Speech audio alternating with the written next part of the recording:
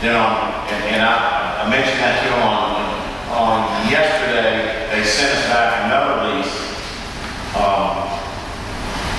And I think the final one came in April 19th, came in today, resolving that other issue. What we're down to is, we're as far as negotiating with the Secretary of State's going to take us. He's given us everything that he's going to give us and almost everything that we asked for. I'm not telling you to sign the lease, but I'm telling you, I think where we are is to a policy decision of, are we ever going to sign a lease or not? If we're going to, in my judgment, this is the best lease you're ever going to get. If you just don't want to sign the lease, then it doesn't really matter what it says. But what I've done is I've brought copies for each of you tonight to take home, read, study, go through. The Port Commission being Thursday, and they have to go through it too. So what I'm suggesting is you let the Port Commission go through it, give you the benefit of their study and discussion and debate from this Thursday, and then in your next meeting, you got the benefit of their study and their advice, and you can decide what to do. I don't think, there's no way that we can go through it tonight and you can understand all the intricacies and be prepared to vote on it. But I do want to be candid with you to tell you that it's, all this time we've been very frustrated, and they thought the Secretary of State didn't try to work with us and didn't try to help us. Just to be honest, to give him his due, he did this time. I'd say he worked really hard to give us everything he could possibly give us. The mayor and Phil stayed on him pretty good, but he did try to do what he could, I think.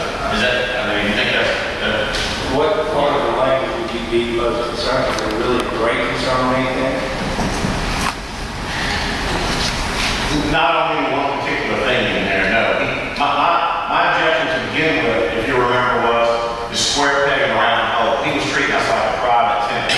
This lease, if you look at it now, there's nothing like the lease he originally tried to make us sign. Nothing at all. He has given us a whole lot of leeway. He has backed off a lot of things. One of the things he did, and I guess this is important, let me point this out. I'm trying to describe the land. There's the land area more or less in the shape of a horseshoe down there. It goes south along both sides of the harbor, okay, where the road is on the east side and down the west side. And when it comes up to the top of the harbor, it includes, let's say, where Steve's Marina was, Yacht Club, all the way across. Yeah, there's a map on there.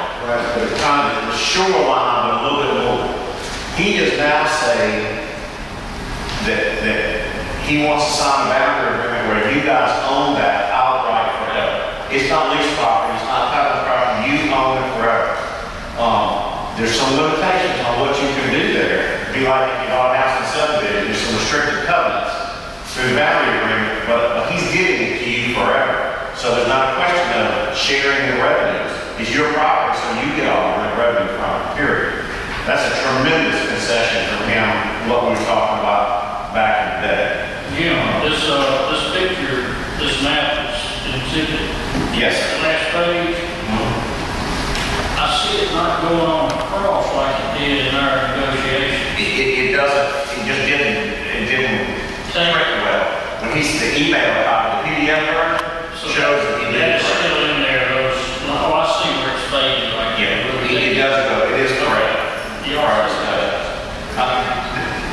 There'll be a lot of discussions and a lot of questions, a lot of stuff you can talk about, but I want to give to you, just got this from him today, and I wanted to be, I've been so critical of the process, I wanted to be candid about how hard he had worked at this point to give us everything he can. Jim, how long is this lease for? This lease is for as long as he says he has the ability to. It's 40 years plus 25 years plus the right to lease more property. But remember, where the restaurants are, where the buildings are, we own that forever. That's not leased anymore. There's no limitation on us. We own it outright. What he's leasing to us is the parking area north of the building and the water that is south of the shore. So those two pieces are what he's leasing. And he's leasing them for, 65 years, and then we can renew it thereafter on And agreement. that's no cost for us, right? Yes. And that, and I believe the stipulation was that they had to be public. Permitted uses, we have to have permit, the things that you can do in the harbor. If we couldn't go put We could put condominiums. we couldn't put condos, we couldn't put a hotel, we could not put a casino, anything like that. But anything that you have ever done in the history of that harbor, you have the right to do, and it would be all your money, and you can continue to do it. There's nothing you've ever done that this lease will stop you from doing. It has to stay public. Yes. That's the thing. It can't be condominium with private residence in it, private ownership. It has to stay public. So if we take over this, does this remove us from being eligible for grants? If we sign this lease, he turns, we can get our grants. All of a sudden, he says everything, the grants getting held up because we have to have some kind of evidence of control. If we have this signed lease, that's our proof of control, and we can get our money. And I was making reference to future grants. which- Oh, no. Unless you have nothing. Okay, that's That's all. all I want to If anything else, I think you have to go sign. So, It sounds good, but my question is, why was Mr. Holtzman up here in the Senate floor pushing everybody, asking them not to vote for a resolution that the mayor and all the other mayors on the coast signed supporting? Gary, Why? I mean, he was out there before. I got some phone calls from senators saying he was really pushing heavy, telling people, those senators don't vote for this. yeah, he lobbied hard. Some of you tabled it because of that. I don't want to speak for him. I know, I feel passionately that the harbor belongs to us. That there's a couple of different state laws on the books that says, my view is the tidelands belong to the state. Okay, it's the whole state. And the state decides how they manage the tidelands. Now, for most of the tidelands, what the state has said is, Secretary of State, you handle them. Your office is in charge of it. That's how the state does it. And Delaware takes that seriously. You've got to get a lease, you've got to have a public, he's very serious about it. But in my view, the state has said, now some lands we're not giving to Delaware. Long Beach, we're giving you your harbor. And the Gulfport, we're giving you your harbor, some things like that. Secretary of State doesn't have those properties.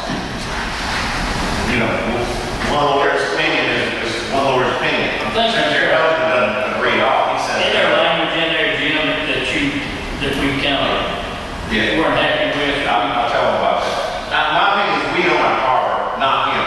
He doesn't agree with me. He's a smart lawyer too, and like I said, I didn't correct him tonight, so I've been wrong plenty. He thinks it's his, and everybody's got to go through him, and we just disagree on the law. And so, we were trying to get the legislature to pass a resolution, kind of like I offered you tonight, expressing what their opinion was.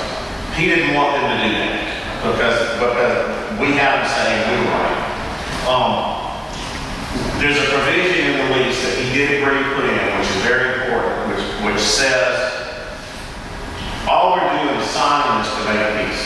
We're not agreeing that we have to have a lease. We're not surrendering. We're signing this, but if somebody takes you to court and the judge says, the law is they don't have to have a lease, this lease is void and we're out from under it. He agreed to put that in there, which is a big concession. So if for instance, if Gulfport takes him to court and if Gulfport wins, we're out.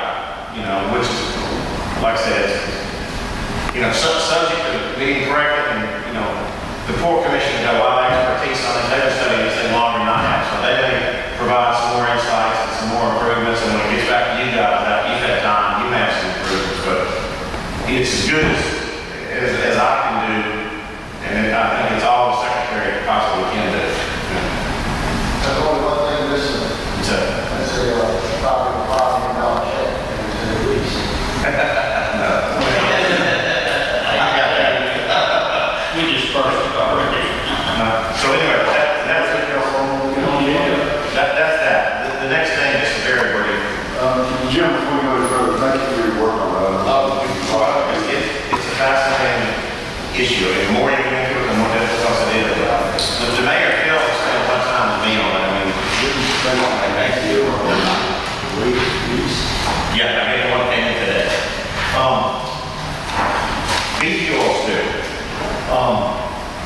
there's several people out there who could be responsible. BP, you know, lots of people who could be responsible. One of the people who could be responsible for paying the damages is Transocean, the company that owned that drilling rig.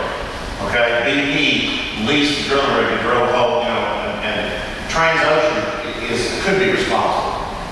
That drilling rig is a vessel, and I won't belabor the point, but under federal admiralty law, there's a kind of curious procedure called the Limitation of Liability Action, where Transocean has said, okay, if anybody's got a claim against us for our part, speak now or forever hold your peace. And the federal judge set a deadline for people to file claims, not against BP, but just against that drilling vessel.